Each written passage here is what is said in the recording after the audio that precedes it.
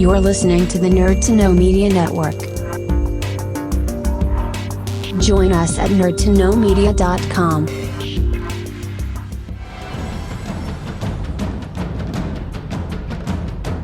Broadcasting from the Blanchistan Center, this is Phoenix FM. The internet is a communications tool used the world over where people can come together to bitch about movies. According to the Nerd Index, you should be upside down in a junior high toilet around the clock. This is We're doing live! Time goes in, time goes out. Never miscommunication. It's over 9,000! My name is Foxy. The balls are in there.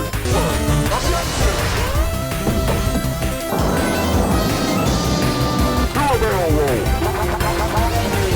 Don't chase me, bro. It's a trap. I'm a firing believer. Time to Hey, Charlie, wake up! Oh, God, oh, man.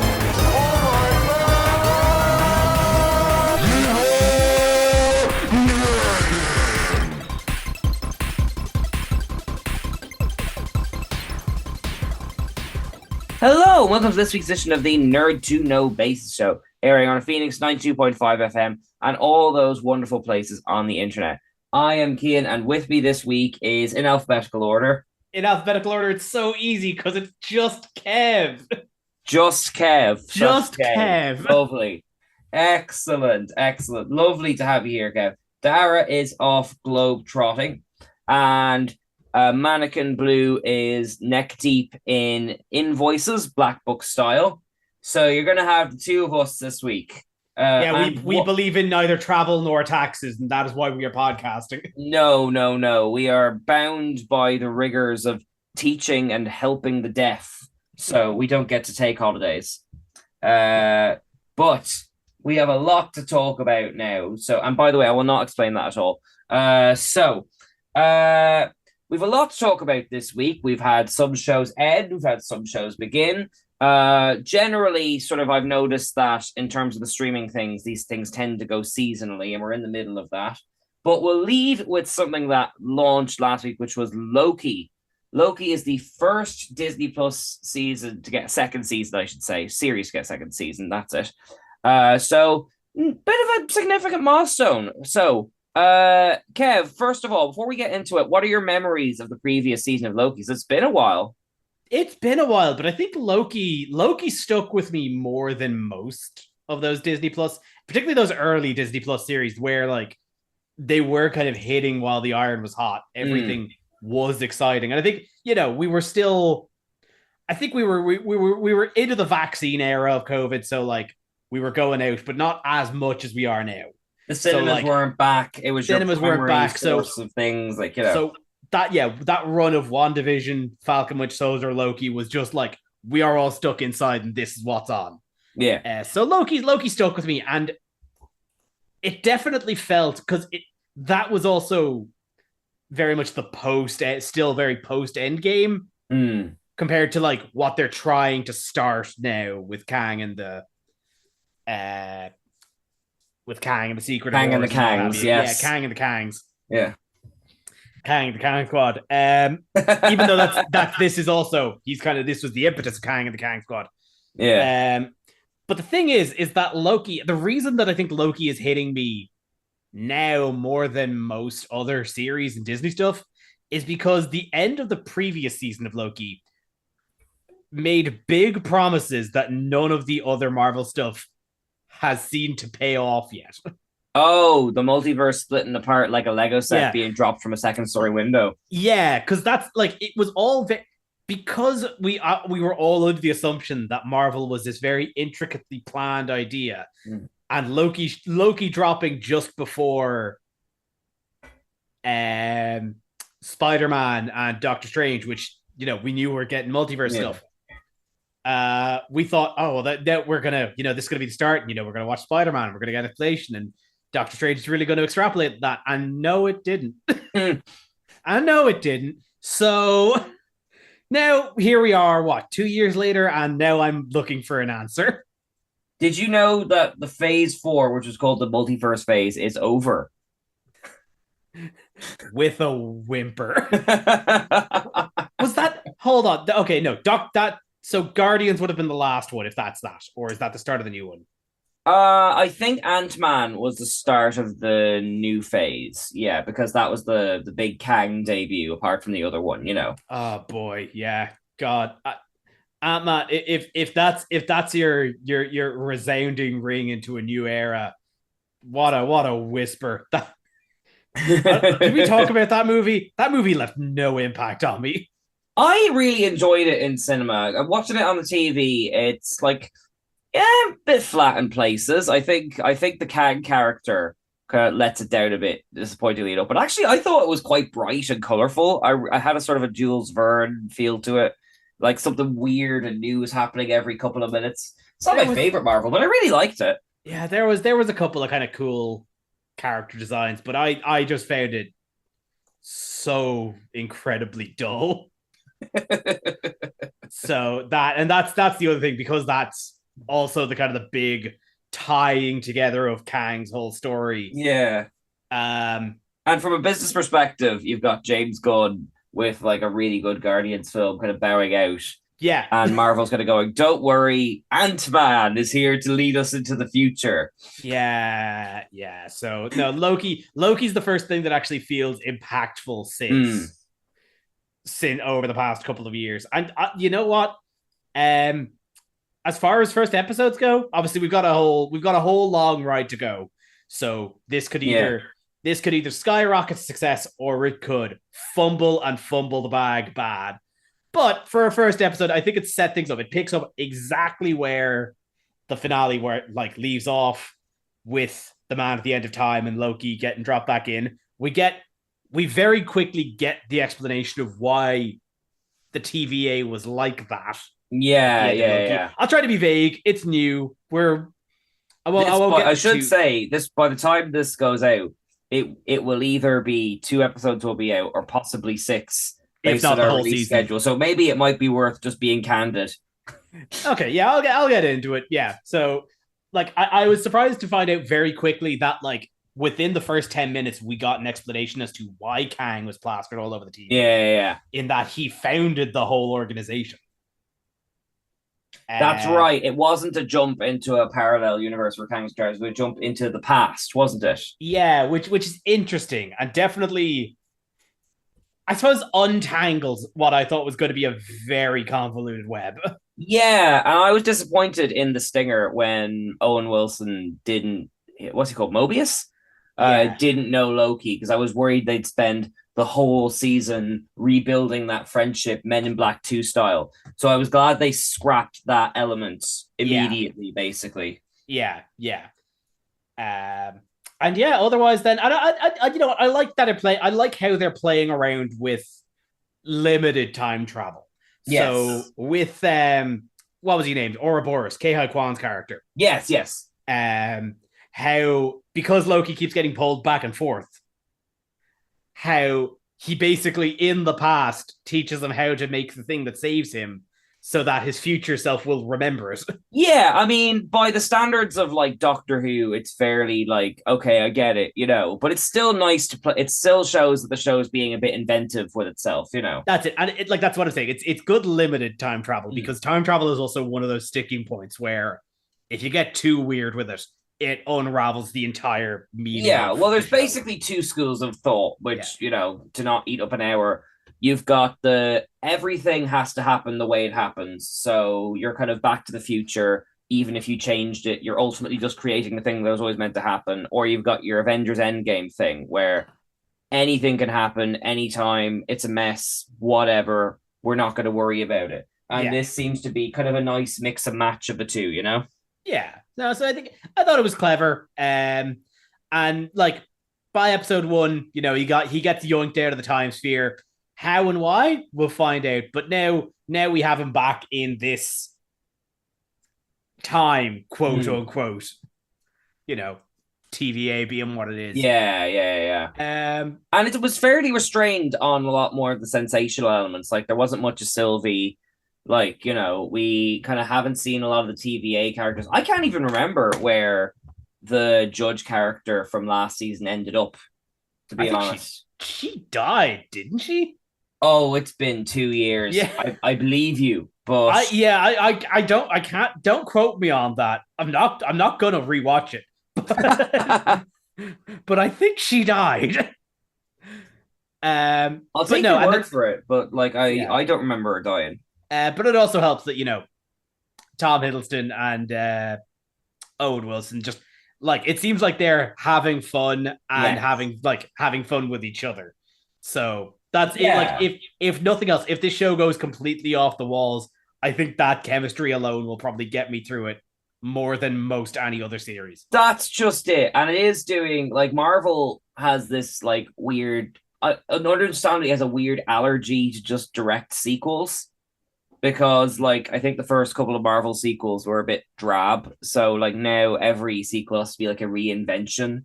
Like that's why WandaVision sequel is the Doctor Strange movie, all that jazz, Yeah. So actually just getting more of the same and seeing it very good to very competent was very refreshing, Yeah, no, I agree. I liked I was a big fan of the kind of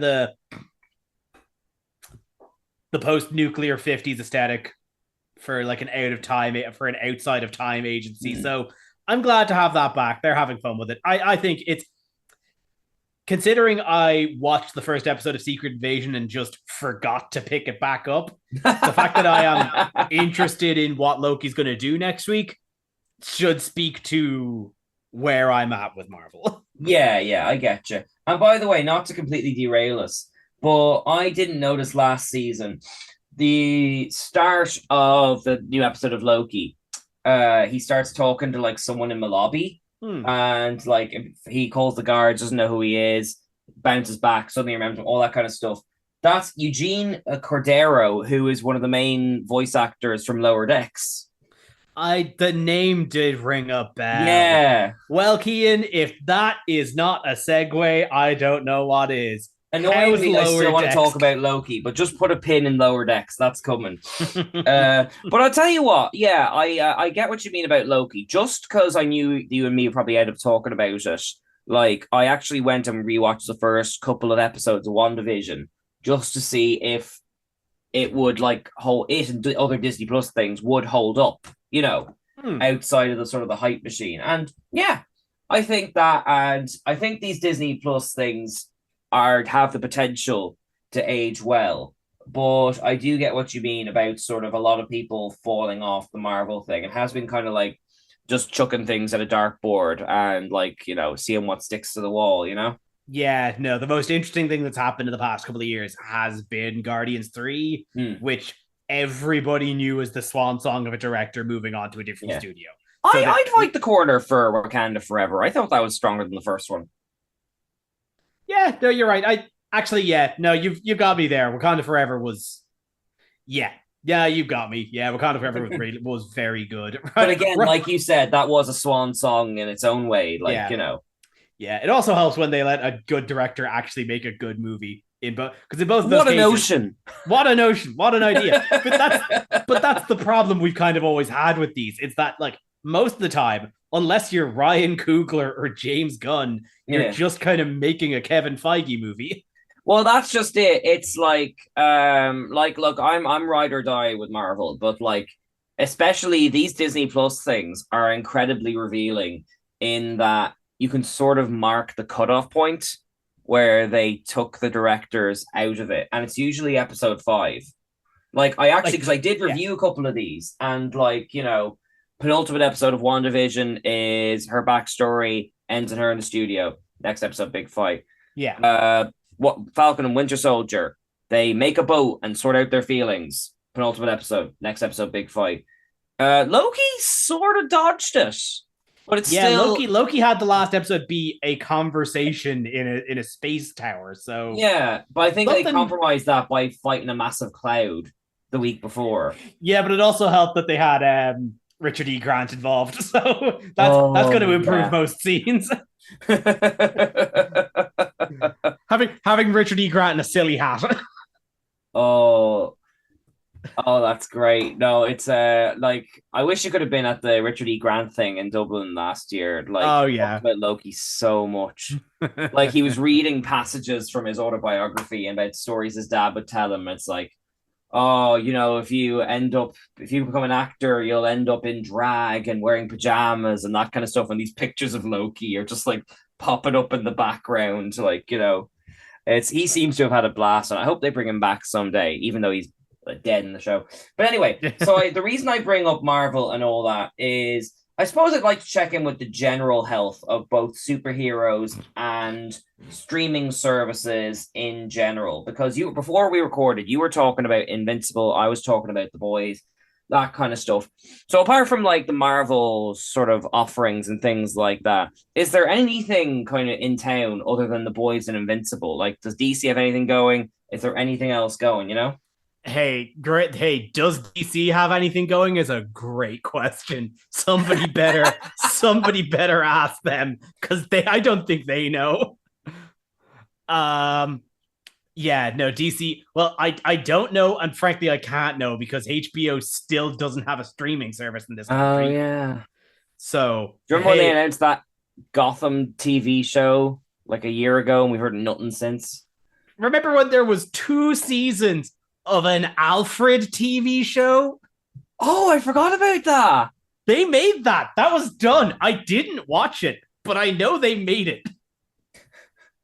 A friend of mine actually said it was quite good, and I'll believe them. But like, what a world! What a world! Yeah. So Teen Titans have a film, and actually, it's quite good, much like Teen Titans Go is as well. I don't know why it gets so much flack, but that was a joke in the Teen Titans movie that everyone was getting spin-off. Alfred got a spin-off. The Batmobile got a spin-off. Like, and now it's true. I don't know.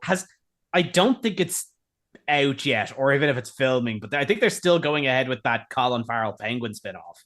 I hope so. Great performance. The Batman, great movie. Yeah, I don't know. Like, outside of the Batman 2, Patman. Patman. I can't be the only person who said that. I genuinely could not tell you. Actually, do you know what? I saw a headline.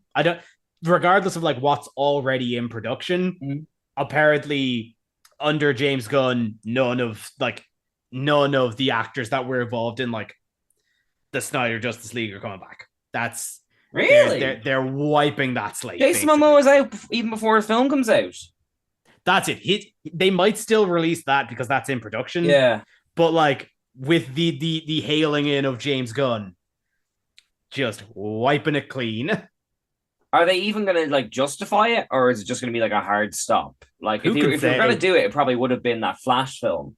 Who can say? Like that's like again, it seems like I get the impression there's no organization there. somebody somewhere eventually just gets a message in the tube say make a Batman movie, and the gears spin. Oh, thank God there's someone out there to make Doctor Who look cohesive. Yeah. The BBC, the DC cinematic universe makes the BBC look like a well-oiled machine.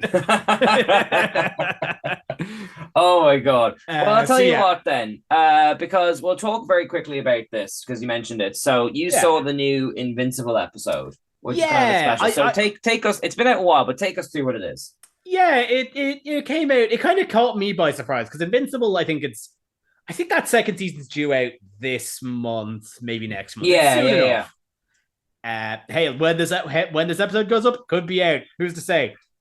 But it was when they were announcing all of that at Comic-Con, San Diego Comic-Con this year. They stealth dropped, I think, that weekend, a special one-off up onto Prime. And that's like stealth dropping something onto a streaming service. If you don't get the buzz for it, it just flies under the radar. And that's so I was just kind of scrolling through and I spotted, and I had an hour, so I watched it. And you know what? I think we did really sing the praises of Invincible when that came out. And the Adam Eve show reminded me of like, oh yeah, this is good. Yeah, like I rewatched it in preparation for the Adam Eve thing, and it's incredibly solid, isn't it? Yeah. So just to kind of go over it, basically, it's a 1 hour special one shot that goes through the kind of the life and history of one of the secondary characters from the first series, Adam Eve, one of the Invincible, the dudes. Don't ask me any names. Yeah, one of played his, by Gillian Jacobs from Community and everything, you know. Played by Gillian Jacobs. It's one of his school friends who also has her own supernatural. She's in the sort of the in-universe version of the Teen Titans. Yeah, and you know what? She really piqued my interest in the first season because her power set is incredibly cool in that she can reform things on the atomic level. And yes, the show takes that and runs with it. So it was really cool getting like into how that happened, who she is, finding out the whole deal with her foster parents. That's heartbreaking. And yeah, like it's just a really solid. It's just a really solid enclosed story, and I don't know if it's going to impact a second season.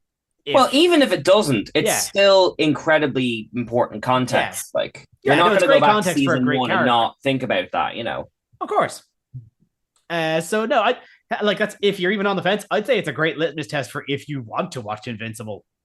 Yeah, it's not like because like I recommend Invincible like with a slight caveat, which is that the violence is very violent and mixed with the animation style, it can be off-putting. That is the point of it.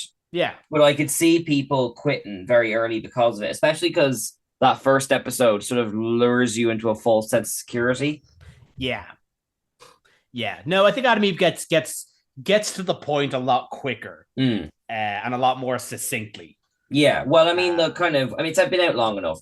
The point of the first episode, Invincible, is it sort of tricks you into thinking it's a relatively normal show. Yeah. And then the last scene informs you that you were incorrect, you know? Yeah. Like it's taking the trope and the fact that the animation style is so similar to the like direct to streaming, direct to DVD DC stuff. Yeah. And everything being so much the way in the comic Invincible is, everything is so cribbed from the DC format.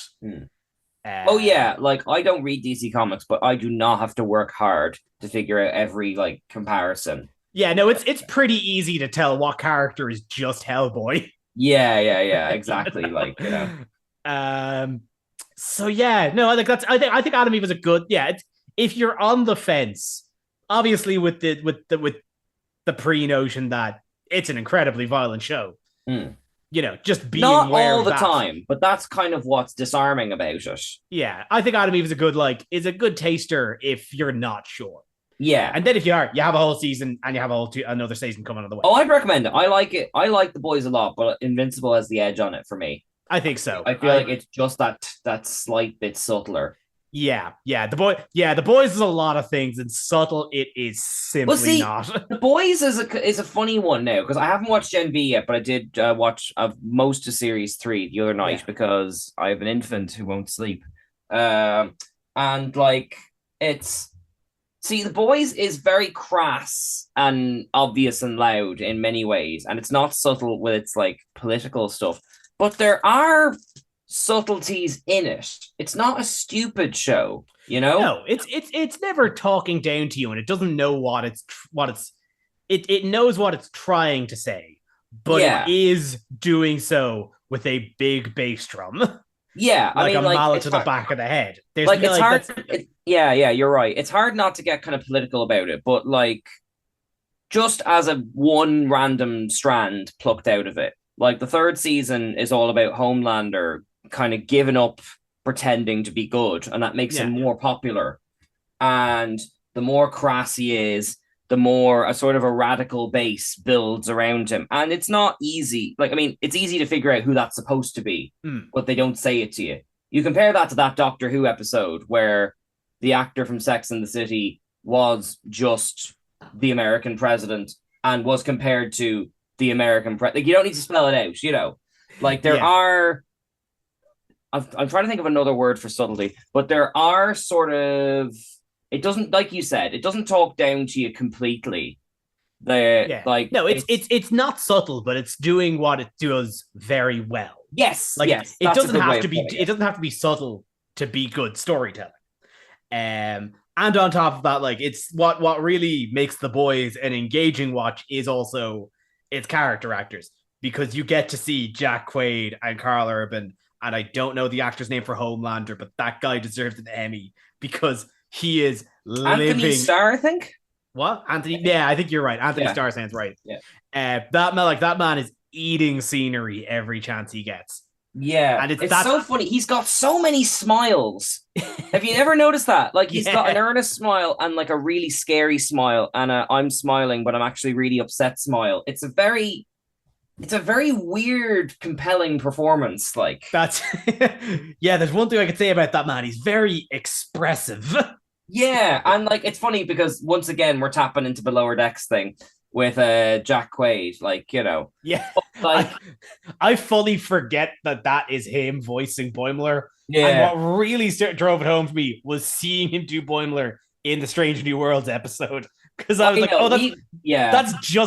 that's just him from The Boys with purple hair. I know, but we gushed about it, but like he did put the work in. Like, it's, if you watch it side by side with Lower Decks, Boimler does have a certain run, which looks perfectly normal in animation and looks bizarre in live. And you can see him doing it, like punching his elbows back and forth and all that. So I think he did do the work, but I do get that there is that sort of, oh, that's Huey-ness to it when he shows up. Like, But there you go. Talking about Huey, like, I know we're talking about a season a year old, but like, obviously sort of gender stuff is kind of baked into the fabric of The Boys from the get-go. Like, you know, it's called The Boys, like, obviously. If you think this show doesn't deal with toxic masculinity, I gotta tell you something. But that's just it. But there's a really fascinating strand of toxic masculinity, and I apologize to kind of get into the weeds about it, but I really like the way that Huey in that third season is deeply insecure about having to be rescued by, is it Starlight? Is it? Yeah. Starlight. And he's not being like controlling necessarily. He's not putting her down. He just feels deeply insecure, and that drives him to essentially sabotage many aspects of the relationships. But like, it's all coming from him. It's not coming from her, and it's not him being a mean person. It's subtler than that. It's very well handled. Like, it's deep-seatedly, he can't admit that a woman like has it can be stronger than him, and like there's an insecurity there. Even like, I think there was sparks not even in him dating her in the first season when she was, just because she was a superhero, but then also like having that, like him being so surrounded with just so hyper masculine people, like Carl. Jeez, Carl Urban's character, name escapes me. Butcher. How did I forget? How did I forget a name like Butcher? Yeah, Butcher's not a well put together dude. Yeah. So if you're looking for guidance on how things with my girlfriend are, don't ask the guy who thought his wife was dead for several years. That's just it. Who willingly calls himself Butcher.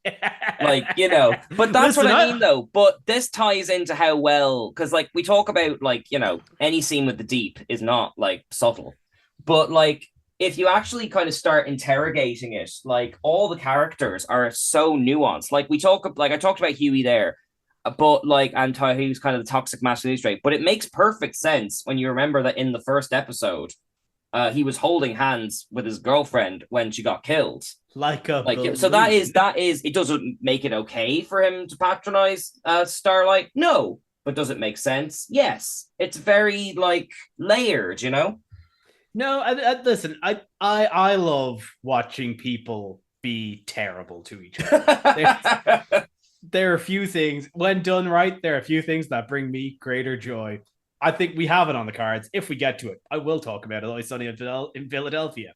But it's understanding that these are bad people. Yeah.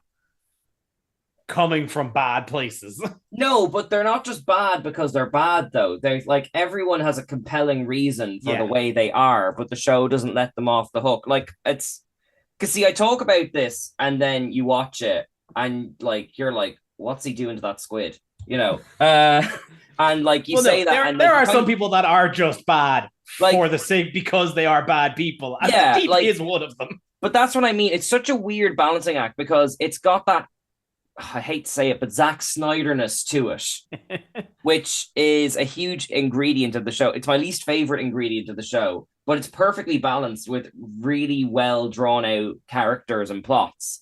And so you recommend it and you feel like you're crazy for recommending it because of what's in it. It's really, it kind of wrecks. Like Invincible is more violent, but also more accessible. It's sort of it's a weird thing to get your head around. Like, Yeah, no, it might be that I just surround myself with people who like absolutely vile things, but I found it pretty easy to recommend to people. Okay, all right. Well, maybe But maybe it's a question of taste then. It just Maybe. baffles me that this is the flagship thing for Prime Video. This horrible, violent, grotesque, relishing in its own obscenity like show. This is the flagship.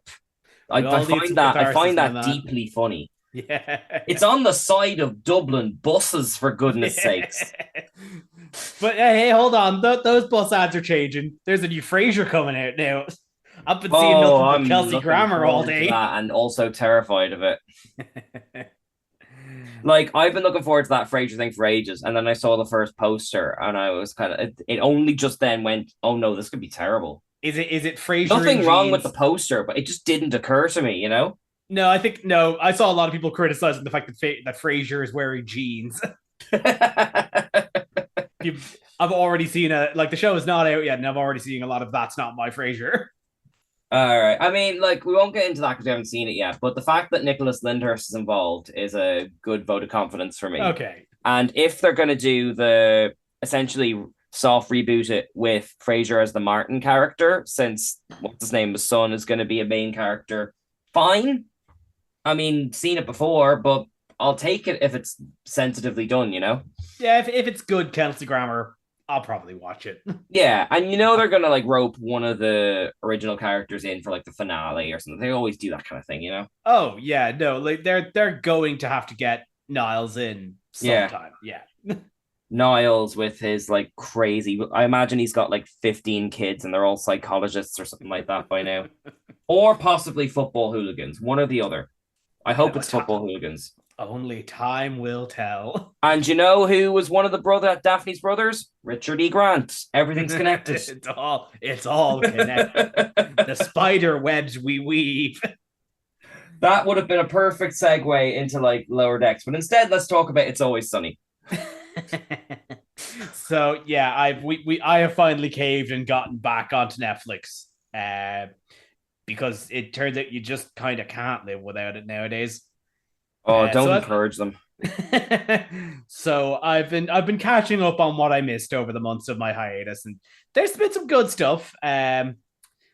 Evil Dead Rise, which I missed in the cinemas, went up, and that's just a rollicking, fun, gory time. Speaking of things that are absolutely abhorrent, if I can also recommend, the new Castlevania series came out. I wish I could explain how big Kev's smile is right now. I'm assuming this is especially bloody. I forget how good Castlevania is every single time until I hit play. And every time it blows me away at how well that series is done. Yeah, forget It's Always Sunny. I'm talking about this now. Castlevania is really good, Keaton. I've seen the first 2 seasons, I think. I find it hard to stick with because it's quite a slow and tepid watch, even though it's gorgeous to look at, Yeah, so it's for those that don't know, it's an adaptation of the decades spanning video game series, where essentially each game will boil down to go kill Dracula. Yes. They've been doing that for about 40 years. Yeah. So the series gets into it, really dilutes the core of some of the original games down, and just tells this really compelling story, this really compelling Dracula story of this eternal man who loses his wife and wreaks havoc and vengeance on a world and the heroes that have to go and take him down. And the thing is, Castlevania as it stands, that first Castlevania series, that as a show has ended. that arc was finished. That arc is done. Is Richard Armitage still in the show? No. So that's what we have now. What came out over the past month is now called Castlevania Nocturne. Right. So it's a sequel series where that would have taken place in, roughly 1400s, Middle Ages, kind of oldie times. This now jumps 300 years in the future to the mid 1700s and changes location from, somewhere. Well, I think it was called Wallachia, which is like Central Eastern Europe. This now takes place. It's like Transylvania, like Yeah. like they're not subtle about the fact that it's like Vlad the Impaler, like Yeah. So Nocturne though takes place in 1700s France. Okay. A notable time, considering the guillotines and what have you. Yes. And so this so it follows the heir of the Belmont family. Richard Armitage's character, Trevor Belmont, it's his great grandson. Oh, this has gone in like a JoJo direction then. Okay. Sort of, yeah. You're not really wrong. It's the Belmont lineage, much like the Joestar lineage. Who after the events of Castlevania, that family went on to continue being vampire hunters. This is human. And Richter Belmont is no different. Now living in France after the death of his mother to a vampire. And what this really plays around with is the idea of vampires as the aristocracy. Okay. It's a common trope in vampire media it's a common trope and kind of a common understanding of its origins is that vampires are an allegory for the rich and landlords. Dracula is a count. Dracula is a count, yeah, like blood-sucking leeches on society. Yes. So this takes that and imposes it onto the French aristocracy. Right. I think it is post Versailles. Is Robespierre like still in the frame and everything? Or no, I was convinced one of the vampires was Marie Antoinette, but she wasn't. Right. I could see that working, like aristocracy French vampires, all the cool costumes and wigs. Yeah. And all that. Yeah. So it runs with that in a really, really interesting way to make for some really hateful villains in some of the vampires. But it gets interesting. Like it gets into a lot of stuff. There's a wide cast of characters because Richter, who had originally lived in America after its revolution, and then moved to France for various reasons the show gets into. I won't delve too much. Yeah. And then is living with this French family in the ways of the revolution who are key figures in the rebellion of that locality. Right. But then joining them are vampire hunters, one of which is a freed. Oh, I can't remember exactly where. It was somewhere like the Ivory Coast or Haiti, but a freed slave from like an African plantation. Right. And how one of the slave owners, the plantation owners, was a vampire and all of that, Yeah.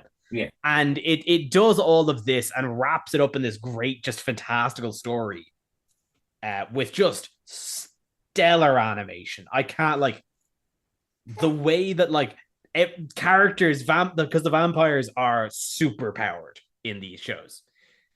And they'll move with just these lightning fast, but the way that the animation blurs and waves, it's so beautiful.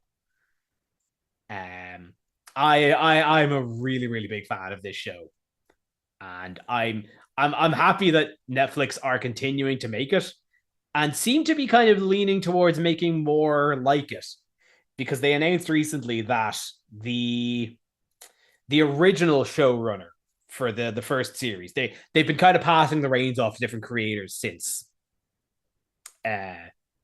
over the past couple of seasons. But the original showrunner, Avi Arad, is now making another animated series for Netflix based on Devil May Cry. Avi Arad, who produced all those like Marvel films and stuff. I'm nearly certain that's him. Yeah. No, he Really, was like really, like every everything he does. pre-MCU Marvel film had like his name on it. Yeah. I'm nearly certain this is the guy I'm thinking of. Every time he like does an interview, he's so incredibly edgy. Everything has to be like darkly lit, and he always has to wear like deep mascara. Yeah, yeah, that guy. Yeah, he's the original. He's the showrunner.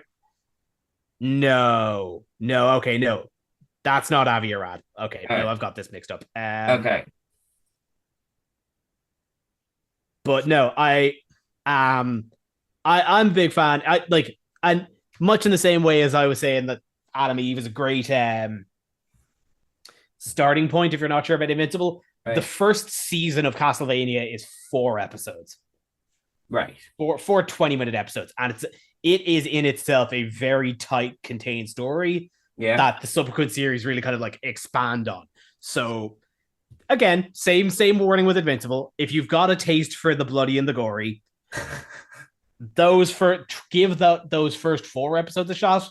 And if so, you have then an expansive few seasons to get through. I really enjoy it.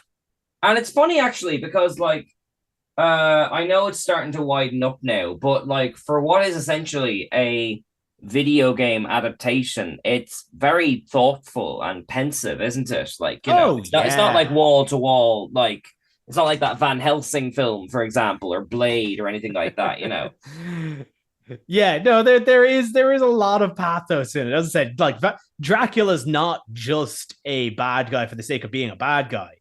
In those first 2 episodes, he does what he does to the surrounding cities of Wallachia because they burn his wife at the stake.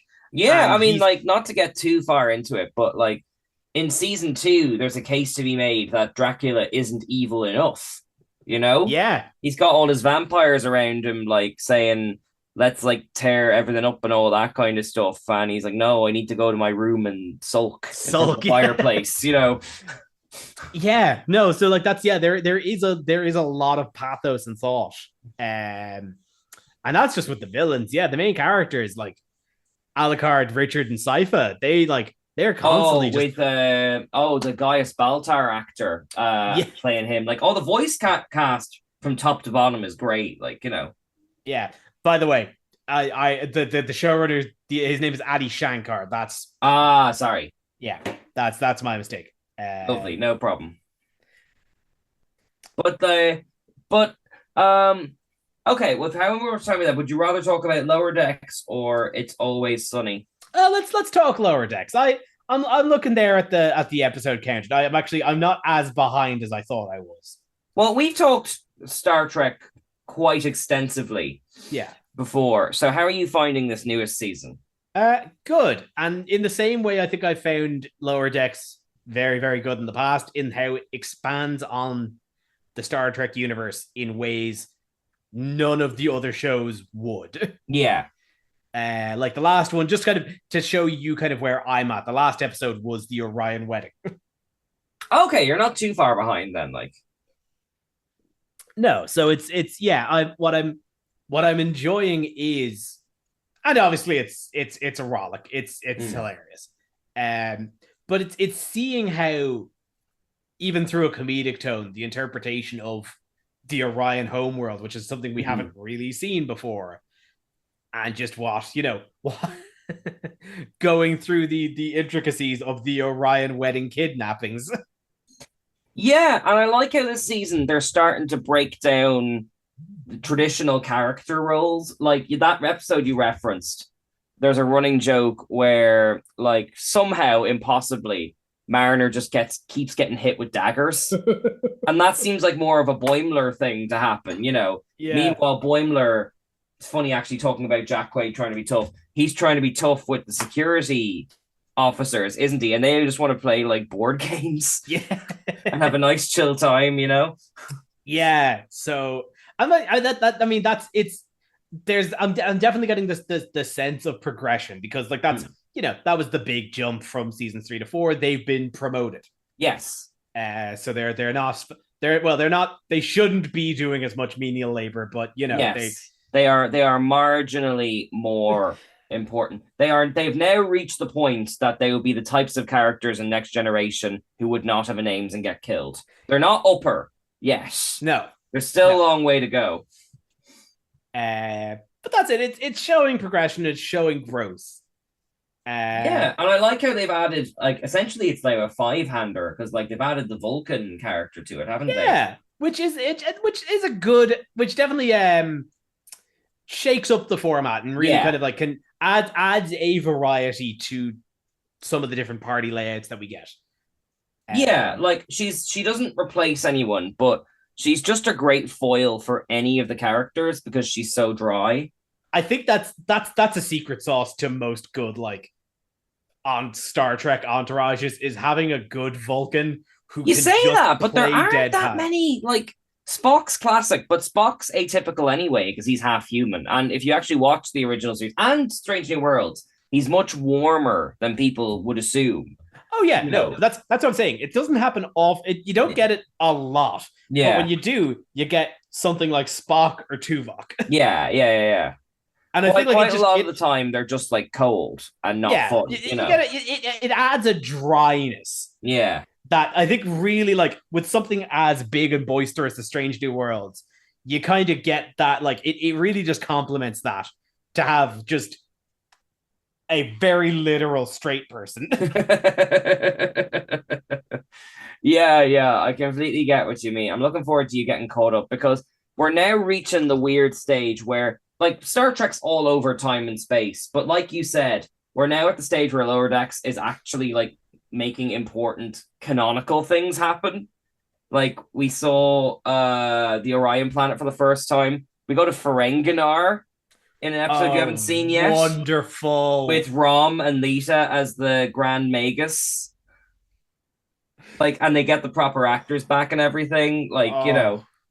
So, beautiful. Like, that's, like, you know, that would be, back in the day, something you put on, like, your mainline Star Trek shows. They're starting to, like, it's starting to kind of lead the way, like, which is nice to see, you know, because it's kind of the underdog show anyway. Well, that's the other thing, like, you know, in terms of, like, the current Star Trek that's going out, it is the most, in its own way, it's the most, like, current in the timeline. Yes, I don't. It is. Discovery it's a little bit before Picard, but it's most relative to where we're at. Yeah. So, like, in terms of kind of the greater Star Trek, because I know Discovery's yeet itself 1,000 years in the future. We're not touching that. The yeet years, the yeeting years. And Stranger World's obviously cozy back in the original series era. So, like, if Star Trek decides to go forward with newer series, Strange New World, it's kind of taking point from Strange New Worlds. Yeah, it is. I get what you mean. It's kind of like the Mandalorian. It's the easiest place where if you just want to have everything, anyone can kind of turn up there, you know. Yeah, and also it's a blast watching the show call back and just have episodes based on random series. Like the premiere of this season is just one big Voyager reference. Yes. That I loved with all of my heart. And not even like the most glorious Voyager things. Like the Borg Queen doesn't turn up. No, it's lizards and Irish people. And it's 50s pantomime villains. Yeah, like it's all of the deep cuts that I would not have gotten a year ago, but now that I binge watch all the Voyager, the fact that people remember the weird dream clown. Oh yeah. It delights me. And having the conceit be about Tuvix, who was one of the weird. That's got to be one of the more bizarre Voyager But episodes. that's just it, because all the things they include in the episode are the dodgiest things Janeway has done.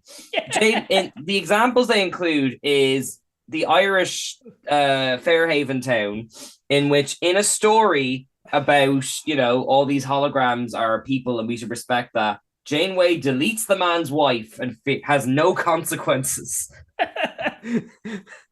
She disassembles Tuvix. She creates a new lizard species. That clown, isn't he like the embodiment of like fear? Yeah, that is a fear nexus that, like, they find a civilization of people who are frozen away. Yeah, if they tried to remove them, that dream clown was actually going to murder those people. Yeah, and actually, he was one of the actors from Spinal Tap. Like, they got a proper actor for that. Like, Wait, is that Chuck from Better Call Saul? I haven't seen Better Call Saul. Now that I'm thinking about it, I think that might be. It Oh, might wow. be, but And then- it's just it has to be. Just before we move on, it's like it's one of my favorite Star Trek endings because it's so unintentionally funny that you have this character who is the embodiment of fear and nightmare, and it ends with him saying, "I'm afraid," and Janeway leaning into the camera and going, "I know." Credits. It's one of that's one of my favorite memories because I watched that. I was watching Voyager back when I was living with like. Oh yeah. If we remember one of the deeper nerd to know cuts, our live studio audience of my old flatmates would duck in and out of frame. I'd watch it with Dave and Rebecca just walking back and forth. And that episode in particular, I think all three of them stopped like, Kev, what is happening? that one really confounded them. Oh, great. I love when Star Trek has no shame. Yeah. So no, Lower Decks is hitting exactly the right spot for me. Yeah. Can I just talk about another Star Trek thing? I only stumbled across these by accident. Are you aware they released new animated shorts this month? No. I'm gonna have to send these to you. Now, so basically it was the 50th anniversary of the original animated show. Do you know like the 70s like animated show where I haven't watched it, but I know about it. Yeah, but they got most of the original cast back. It looks like, the Super Friends in terms of the animation style. Okay. All that kind of stuff, They recycle the same 3 bits of music over and over again, that jazz, It's the kind of animation style where, like, if in SpongeBob you need to see a classic episode of Mermaid Man and Barnacle Boy, it looks like that, that kind of thing. But anyway, wonderful. It was the 50th anniversary of that, so they released 5 shorts set across the Star Trek universe in that animation style, but they got the likes of the Strange New World, Lower Decks cast to be in them, and they are all hilarious. They're only brilliant. They're only like 2-3 minutes each, but they're class. Like you've got Spock played by Ethan Peck from the Strange New World. He is basically trying to put on a blooper reel party to make everyone laugh, and he gets it wrong in ways that I can't even say on a 5. Oh, good. Deeply funny and upsetting. They get all the Strange New Worlds ones for that. You've got a classic like Kirk one. You've got one with the Next Gen crew. You've got my favorite one, which is called Holograms All the Way Down. And it like starts an Enterprise and like they're having an adventure. And then someone says freeze program and we're with the Deep Space Nine. They're having a chat, freeze program with Lower Decks, and it just keeps going deeper and deeper, and the animation gets worse and worse and worse. Oh, God. The further down you go. They have the Prodigy ones who literally aren't moving because they're in 3D and it would be too difficult to render. Like, it's just really, really... I won't spoil anything more, but there's 5 of them, and they're all really, really well constructed, like... Oh, that sounds... You've given me my evening. That's... I'll send you links. Yeah, no, that sounds absolutely stupendous. Yeah. And actually, I only just discovered on Paramount, the second season of Short Treks finally went up there, and that was something you could only get on DVD. Are you familiar with the whole Short Treks thing? Vaguely. I still haven't gotten around to watching any, but so they're short in-betweeners that were like DVD extras. Yeah, basically they were 10 to 15 minute episodes that were kind of inessential in some respects, but kind of important if you cared. Saru's origin is in one, for example. Like how he met Giorgio and escaped his planet and all that kind of stuff. But the whole thing was allegedly, I wasn't there, obviously, that they made these with the intention of putting them on Netflix's primary page back when Discovery was owned by Netflix to hype up the second season of Discovery. But Netflix was so bothered by Discovery by this point, they just slipped it in the extras and didn't promote it. So when it came to the second batch of them, which was really, really good, it had all the like Strange New World characters prior to that season coming out. They just didn't put it on Netflix. So it just went straight to DVD and no one got to see it. So it was kind of lost media for a while. So now they're up there, and you can find 8 of them on Paramount Plus if you go looking for them. So it's nice that they're not like, I mean, we talked about Prodigy. I don't like the idea of media just vanishing. So I'm glad it's up there with everything else, you know? No, that's good. Yeah, no, it's little, but the preservation helps. It adds richness. And even then, like, I'm glad that it even made it to a physical release, because, you know, who knows how long Paramount's going to stay up. Yeah, exactly. That's true. I mean, like, wouldn't it be awful if, like, I think Strange New Worlds makes too much money for it to happen, but, like, it'd be a real shame if stuff just vanished. Like, you know, if streaming just died a death and all these things went away, you know? It's not a big hypothetical. That's the problem. But before we wallow too much on the inevitable heat death of the universe, that is the end of our show. Thank you all. Hope you for enjoyed listening. it. Our much hype. It's Always Sunny review. I'll get back to it. We could have a slow day sometime. I could talk about terrible people being terrible, but not tonight. We hope you've had a blast listening. Thank you all. If you would like to support us more, you can check us out on nerdtoknowmedia.com. All of our links to all of our feeds are there, including a link to our Patreon. So if you like us, tip us a few bucks. Always appreciated. You can follow me on Twitter at KevTalica95. Cian, where can people find you? I'm on Instagram. It's at my name, if you can spell it. Cian O'Callaghan. And if you want to look me up for teaching, which, I mean, I can't imagine this is the audience, but if you do, I'm on LinkedIn. So you can find me there. Always shoot your shot. That's just it. It's you know what? There might be one person out there, but you never know. You never know. And with that, we are done, and we will see you again next week. Goodbye.